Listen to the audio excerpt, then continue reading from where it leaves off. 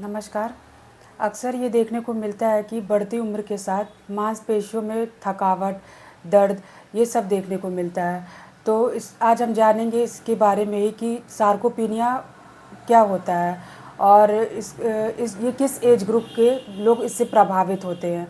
तो सर आप बताएं कि ये क्या है और इससे लोग कैसे प्रभावित होते हैं। Thank you. आज का जो विषय है हमारा वो है सार्कोपिनिया। ये कुछ बहुत प्रचलन में कम है ये नाम, और इस तरह के केसेस आते हैं। मेनली हम सार्कोपिनिया पे डिस्कस करें उसके पहले हम एक बात बताना चाहते हैं। जैसे मानव शरीर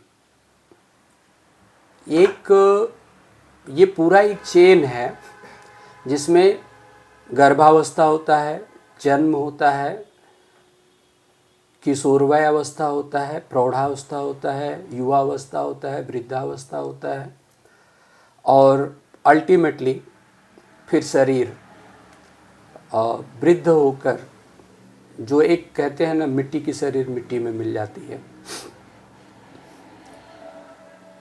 मेरा जो मूल कहना है कि उत्तरोत्तर विकास के क्रम में बहुत सारी चीज़ें देखने को मिलती हैं, और जो मानव शरीर में जितनी भी निर्माण की प्रक्रिया होती है, यानी कि कंस्ट्रक्शन,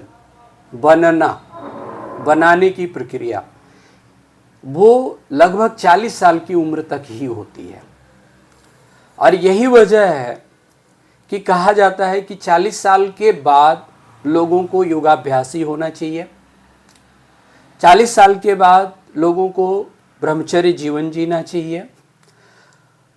शब्द है, इसके अलग अलग अपने अपने तरीके से लोग व्याख्या करते हैं, लेकिन वास्तविक व्याख्या जैसे ब्रह्मचर्य इन द सेंस ब्रह्म की चर्या, यानी संयमित वाणी, संयमित भोजन, संयमित जीवन, संयमित आचरण, संयमित रहन सहन, एक संयम के साथ हम इन चीज़ों को जैसे प्रकृति के नियमों का पालन करना हमें शुरू कर देना चाहिए।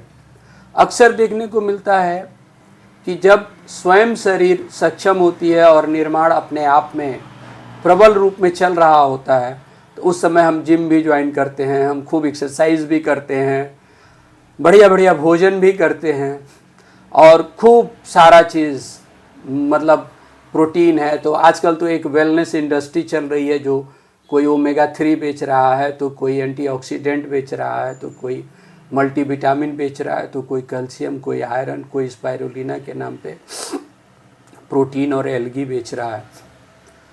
बट नेचुरली अगर देखा जाए तो वास्तव में ये सभी दिनचर्या और इन सभी नियम, एक्सरसाइज, व्यायाम, इन सब चीज़ की रियल आवश्यकता 40 साल के बाद शुरू हो जाती है। क्योंकि 40 साल के बाद हम कुछ भी ग्रहण करें उसकी उपयोगिता हमको बहुत ज़्यादा नहीं मिलती है। यानी कि 40 साल के बाद हमारी क्षरण की प्रक्रिया शुरू हो जाती है, और यह क्षरण की प्रक्रिया निर्भर इस बात पे करती है कि आपकी जीवन शैली कैसी है, आपकी भोजन शैली कैसी है, आपके रहन सहन, आपके व्यवहार, आपका क्लाइमेट, आपका डोमेस्टिक सिचुएशन कैसा है, इन सारी चीज़ों पे।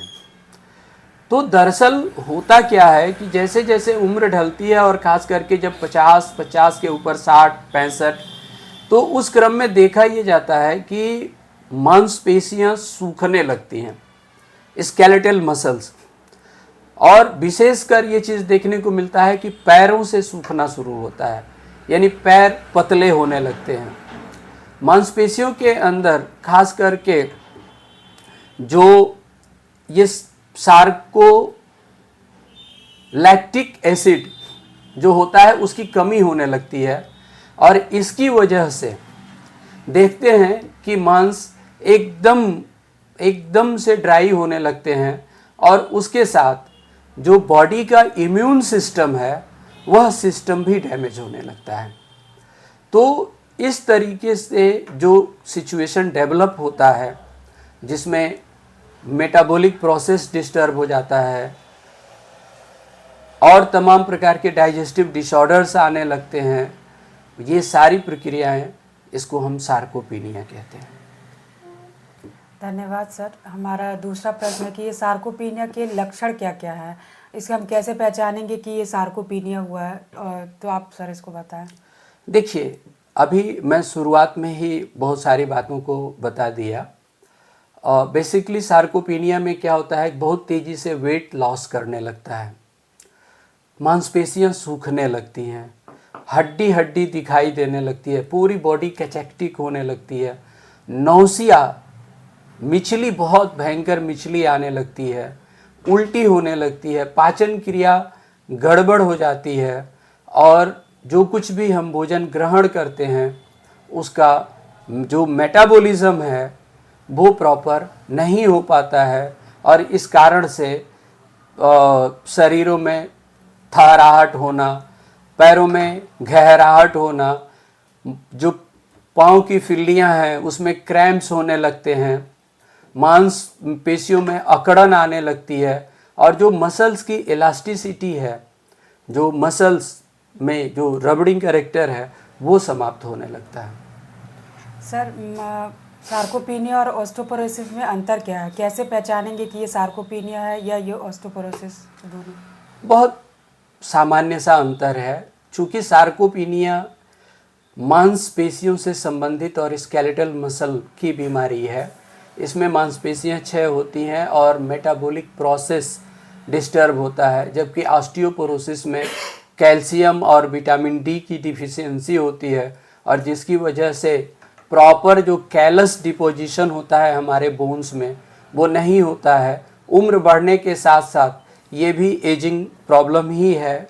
और जो ऑस्टियोपोरोसिस है इसमें हड्डियों के ऊपर जो कैल्शियम का लेवल है वो घटने लगता है, हड्डियां छिद्रदार होने लगती हैं, कमज़ोर हो जाती हैं और ऐसे में थोड़ा भी, जैसे अक्सर पाँव फिसल के वृद्धावस्था में देखते हैं, गिरते ही फीमर हेड का जो है वो फ्रैक्चर हो जाता है, नेक ऑफ फीमर टूट जाता है। ऐसे ही कोई भी हड्डियां आसानी से भी, थोड़े से भी गिरने से, स्लिप करने से टूट जाती हैं। तो ये ऑस्टियोपोरोसिस का बोन से रिलेटेड प्रॉब्लम है और जो सार्कोपीनिया है ये मसल से रिलेटेड प्रॉब्लम है। तो सर, सार्कोपीनिया को लेके क्या क्या सावधानी बरतनी चाहिए, तो इस पे थोड़ा बताएं। सबसे पहली बात सार्कोपीनिया को लेके जो हमें ध्यान देना है वो पहला ये ध्यान देना है कि बढ़ती उम्र के साथ हमें आहार विहार और आचार और विचार अपना दुरुस्त रखना होता है। दूसरा, जैसे जैसे उम्र बढ़ती है उसके अनुसार प्रकृति हमें सचेत करती है, जैसे दांत कमज़ोर करना, डाइजेशन कमज़ोर करना, बाल पकने लगना, वृद्धावस्था के लक्षण दिखने लगना। तो उसके अनुसार हमको अपने भोजन रहन सहन में परिवर्तन कर लेना चाहिए, क्योंकि अगर हम इन प्रकृति के जो इंडिकेशंस हैं उनको हम समझना नहीं चाहते, दांत टूट गए तो नकली दांत लगवा करके, और कड़ा भोजन, मांसाहार भोजन भी हम करना चाहते हैं, तो ये चीज़ें हमारे डाइजेस्टिव सिस्टम को कहीं न कहीं प्रभावित करती है। तो हमको अपने जीवन शैली को सुधारना चाहिए। व्यायाम, नित्य व्यायाम ज़रूर करना चाहिए।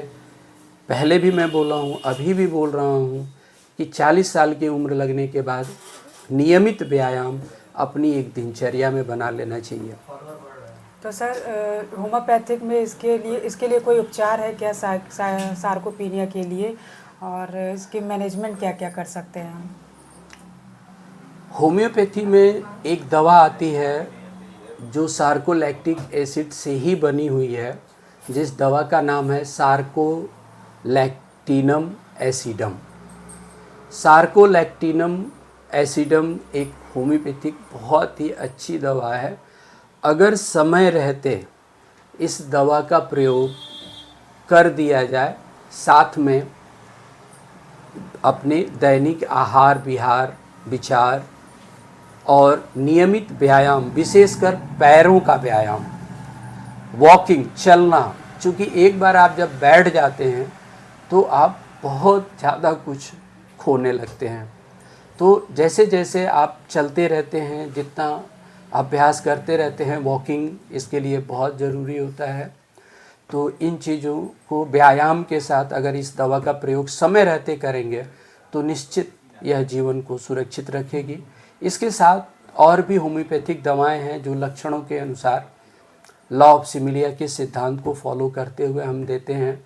उसमें नक्स मॉस्केटा, अश्वगंधा, अल्फा अल्फा, सेना, इस तरह की जो एंटी एजिंग मेडिसिन्स भी हमारे पास हैं। और ये दवाएं आपको एक नवजीवन प्रदान करती हैं।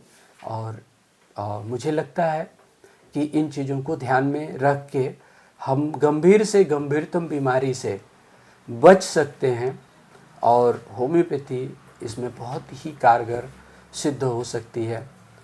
इसी के साथ आज का ये वीडियो समाप्त होता है।